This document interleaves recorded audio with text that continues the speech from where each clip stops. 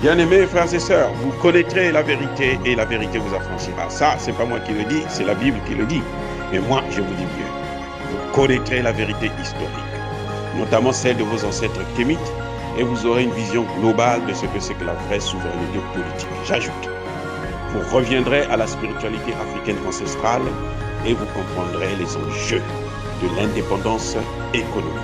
Et pour terminer, vous accepterez votre identité culturelle kémite et vous obtiendrez deux choses.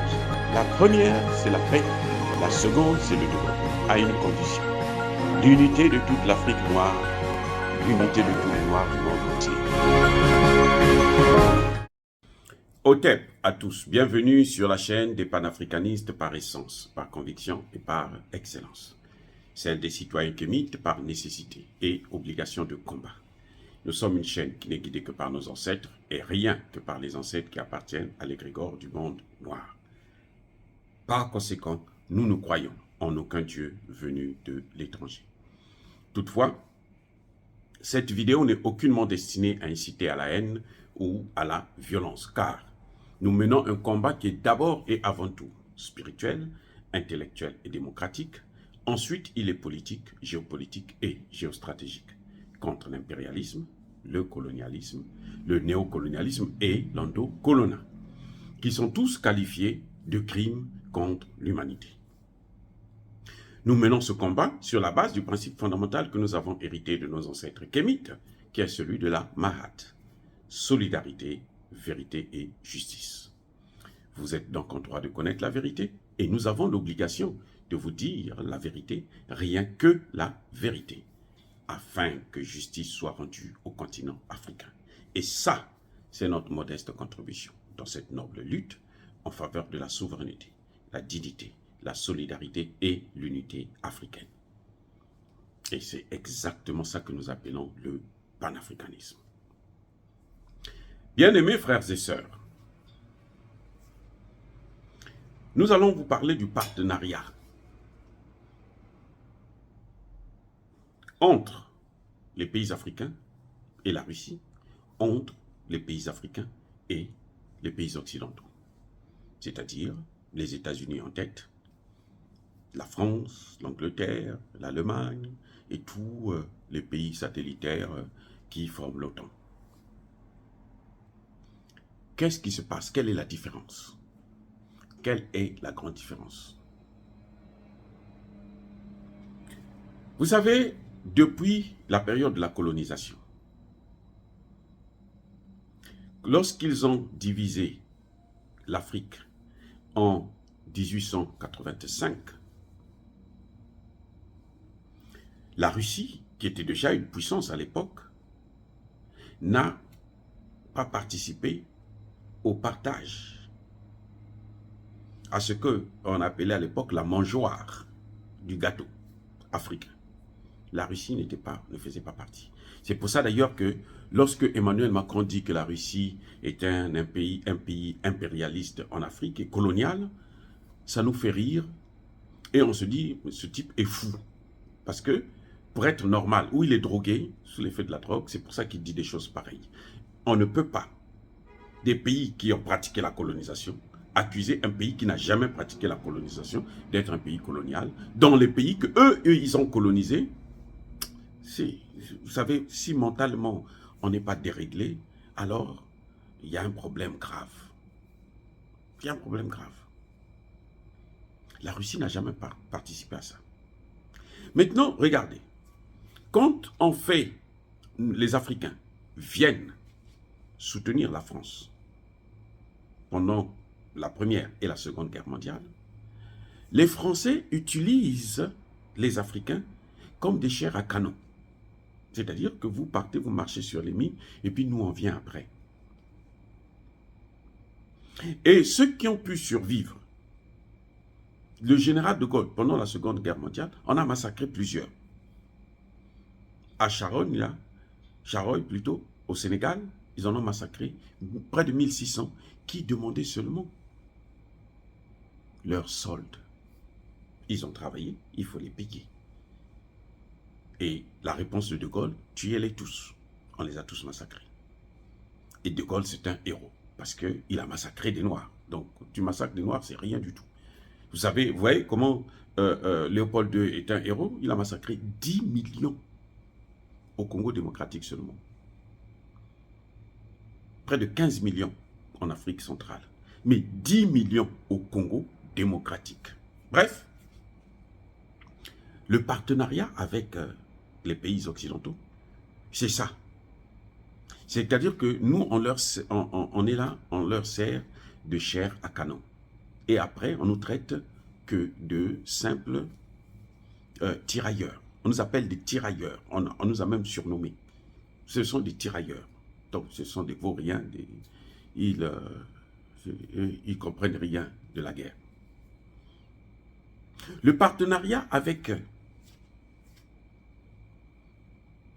ces pays occidentaux, après la Seconde Guerre mondiale, la Russie était le seul pays qui a soutenu les pays africains pour obtenir leur indépendance. Jusqu'en 1960, quand on a eu ces indépendances formelles. Parce que les pays occidentaux ont dit non, il y a trop de pression de la part de la Russie, alors nous devrons essayer de faire quelque chose. Donc, ils ont donné des indépendances qui n'étaient pas en fait des vraies indépendances. Ils gardaient toujours le contrôle du pouvoir, de l'argent, de tout. Et de matières premières, essentiellement. Ce qui n'est pas le cas de la Russie. Maintenant, depuis 1885, lorsqu'ils ont partagé l'Afrique, divisé l'Afrique, ça a pris 4 mois. Pourquoi? Parce qu'il fallait prendre des clauses pour que ça perdure, le système là dure. Et parmi les principes qu'ils avaient décidés, c'est qu'il ne faut pas que les pays africains puissent être équipés en armes et il ne faut pas qu'ils puissent avoir des armées sérieuses, solides. C'est pour ça que vous allez constater que lorsque la France arrive au Mali, au Centrafrique, tout ce que ces pays-là avaient comme armement ou armée, elle les détruisait systématiquement. C'est pour ça que la France, les services secrets français, et ça je m'adresse à Sassou Nguesso, ont fait exploser la base, le camp militaire où il y avait les armes du Congo. Parce qu'il fallait détruire ces armes-là pour que le Congo ne puisse pas avoir une armée crédible. Voilà ce qu'ils ont fait. Et ils sont arrivés au point où, lorsque des pays se battent, ce sont eux qui contrôlent les matières premières, qui contrôlent le franc CFA. Lorsque des pays se disent que nous, on veut acheter le franc CFA, les armes chez vous, qu'est-ce qu'ils font? Ils disent non, il n'y a pas de problème, donnez-nous l'argent. Les pays africains donnent de l'argent, ils prennent l'argent, ils dépensent leur argent, ils consomment ça. Et ils ne donnent pas, ils ne fournissent pas la matière. Non, ils ne fournissent pas le matériel. Aussi simple que ça. C'est le cas du Mali, c'est le cas de tous ces pays-là africains. Tous les pays africains, surtout francophones, c'est comme ça que ça s'est toujours passé. Quand ces pays africains viennent, par exemple, aux États-Unis, ils disent que bon, nous, on a besoin de nous, prêtez-nous un peu d'argent. Les États-Unis leur donnent. Là, les États-Unis ont promis 55 milliards. Je vous signale en passant. Ils promettent 55 milliards pour 54 États. Et pour l'Afghanistan seulement, ils ont dépensé 1000 milliards. Allez-y comprendre. Bref, c'est leur argent, ils font ce qu'ils veulent. Mais tant que lorsque ça touche l'Afrique, là, nous devons intervenir, nous devons dire, parler. Alors, que se passe-t-il? Les États-Unis prennent votre argent et vous prêtent l'argent. Ils vous disent cet argent-là, vous n'allez jamais acheter des armes avec. Eh oui. Vous n'allez jamais créer des entreprises avec. Vous devrez consommer nos céréales. Vous devrez consommer notre viande de bœuf. Vous devrez consommer nos poulets avec cet argent. Ce sont eux qui vous disent ce que vous devez faire avec l'argent. Et du coup, vous ne pouvez même pas avoir des infrastructures. C'est pour ça que vous voyez qu'en Afrique, il n'y a pas d'infrastructures. Les infrastructures qu'on est en train de trouver aujourd'hui, les ponts, les routes et autres, ce sont les Chinois qui les font. Parce qu'au moins, quand vous leur donnez l'argent, ça coûte. Quand c'est les matières premières, ils prennent tout. Alors, ils se servent tranquillement. Surtout que nos pays, nos dirigeants ne contrôlent plus rien. Mais en tout cas, c'est mieux parce qu'au moins, vous voyez quelque chose. Mais avec les Européens, avec les Occidentaux, les pays de l'OTAN, vous ne voyez rien.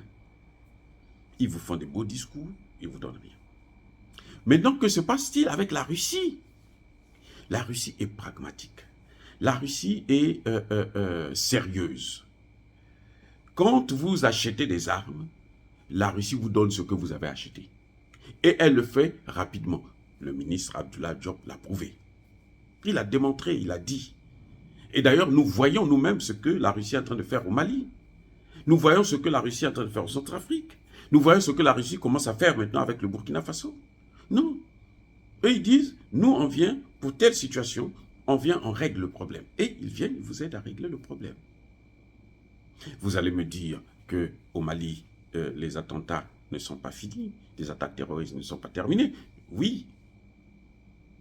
Mais ce n'est plus comme avant. Même au Burkina Faso, là, il y a cette semaine, la semaine qui vient de s'écouler, cette semaine-là, ils ont tué plusieurs terroristes. Plus d'une trentaine. Alors que la France, pendant 10 ans, au Mali, elle n'a tué aucun terroriste. Aucun. Elle vous dit, non, on a tué 2, 3 là, en telle date. On n'a jamais vu les corps. Alors qu'ils ont des satellites, ils ont tout.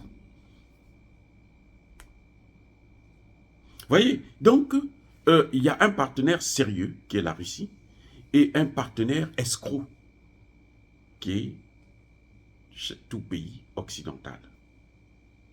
Ce sont des partenaires escrocs. Ce sont des partenaires pilleurs. Ce sont des partenaires qui veulent rester dans votre pays, militairement, pour vous contrôler et vous dominer. Alors, ce qui n'est pas le cas pour la Russie. La Russie vient vous former pour que vous-même, vous puissiez être capable d'assurer votre sécurité. C'est différent. Hein? Elle vient, elle vous forme, comme ça vous êtes capable vous-même d'assurer votre sécurité.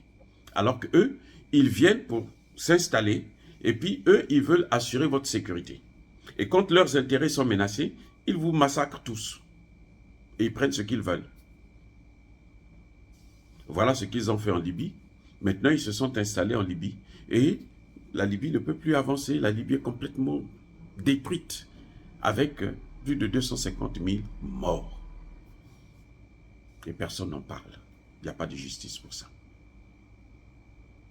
Voilà pourquoi je conseille encore les présidents africains qui hésitent, surtout dans le domaine de la sécurité, de négocier avec la Russie, dans le domaine de l'économie, négocier avec la Chine, mais savoir signer de meilleurs contrats, être plus ouvert, plus sérieux dans la signature des contrats.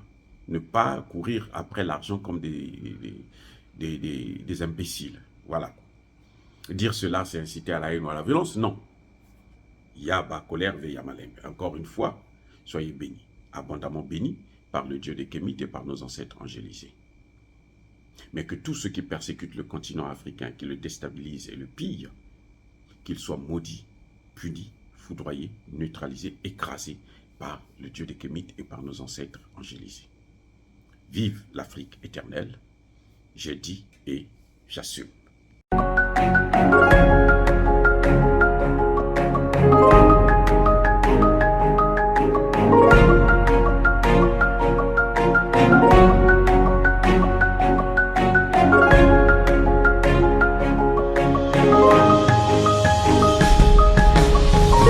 Eux, ils marchent par la foi et non par la vue.